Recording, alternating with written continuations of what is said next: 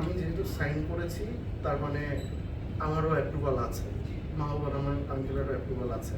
কিন্তু বিষয়টা হচ্ছে যে আপনার রেড জোনের ব্যাংক, রেড জোন থেকে ইয়েলো মানে সরানোটা খুব জরুরি ছিল।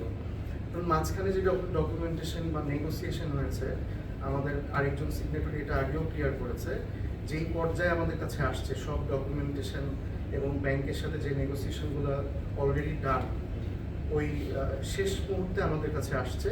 কিন্তু মানে এটা রেসপন্সিবিলিটি আমাদেরও যে আমরা ওইটা দিয়েছি, বাট তখন আমরা দেখেছি যে রেড জোন থেকে ইয়েলো জোনে অন্তত যাচ্ছে।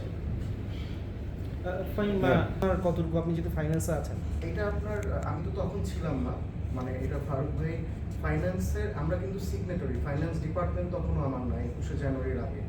হ্যাঁ 21শে জানুয়ারির আগে, 21শে জানুয়ারির আগে যা ডিসিশন হয়েছে ডিপার্টমেন্টাল, ইন্টার ডিপার্টমেন্টাল, ওইটার রেসপন্সিবিলিটি আমার না। কারণ যে ডিপার্টমেন্টের চেয়ারম্যান নেই, কনস্টিটিউশনালি ওই ডিপার্টমেন্টের চেয়ারম্যান অটোমেটিক্যালি প্রেসিডেন্ট। আমরা সিগনেটরি হিসাবে আমাদের কাছে যে সইগুলো করতে হতো, যে অ্যাপ্রুভালগুলো দিতে হতো, ওইটার রেসপন্সিবিলিটি শুধু আমার।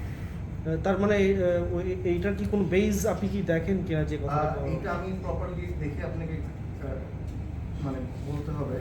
একটা মানে আমি যতটুকু জানতাম যে আইসিসির একটা প্রেফারেন্স থাকে যে মাল্টিন্যাশনাল ব্যাংকের কাছে তারা টাকা ট্রান্সফার করে, ডলার যেটা আসে বাইরে থেকে। তো ওখানে তো ইন্টারেস্ট থাকার কথা, মানে এটা তো নর্মালি একটা চার্জ যোগ। ওই বিষয়টা যেটা বললাম, যেহেতু আমি ছিলাম না, ওই পরে আসার পরে আপনার অলরেডি তো সরিয়ে দিয়েছে, এবং ওইটা একটা ভালো ডিসিশন ছিল। আমি মানে এখানে সবচেয়ে খারাপ হয়েছে ওটা কিন্তু বলতে বসিনি। সো ওইটা একটা ভালোই ছিল, আরও কিছু ভালো কাজ অবশ্যই ছিল, বাট আমাদের মানে এই পরিস্থিতিতে কেন আমরা আসলাম, কোন কোন ধাপে আসলাম, ওই জিনিসটা আমি ক্লিয়ার করার জন্য আসলে সেটা যদি হয় তাহলে ইসমাইল হায়দার মল্লিকের সঙ্গে আপনার সম্পৃক্ততা এবং এই ব্যাপারটা যে বারবার বলা হচ্ছে, এইটার ব্যাপারে আপনার বক্তব্যটা কি? কারণ ইসমাইল হায়দার মল্লিকের সঙ্গে আপনি কথা বলতে ওনাকে প্রলুব্ধ করেছেন, উনি বলেছেন, এটা টক শোতে গ্যালারিতেও বলেছেন, এনটিভিতে। মানে আসলে ঘটনাটা কি, এটা কি আসলে কতটুকু বেইজ আছে? আচ্ছা, মানে আমিও তো অনেক কিছু গ্যারান্টি দিতে পারি এখন। আমি যদি এভিডেন্স না দিয়ে কথা বলি, আপনার একটা ব্যক্তির সাথে যদি আমার আমি কাজের ক্ষেত্রে যা যা হয়েছে ওটা বলছি, বাট এই ধরনের কি কোনো কমেন্ট করাটা ভালো দেখায় কিনা, মানে আমি এটা টোটালি ডিনাই করছি। উনি কি করেছে এটা আমি বলতে যাবো না, আমার আপব্রিঙ্গিং ওটা না, অ্যাপার্ট ফ্রম আমার কাজের ক্ষেত্র।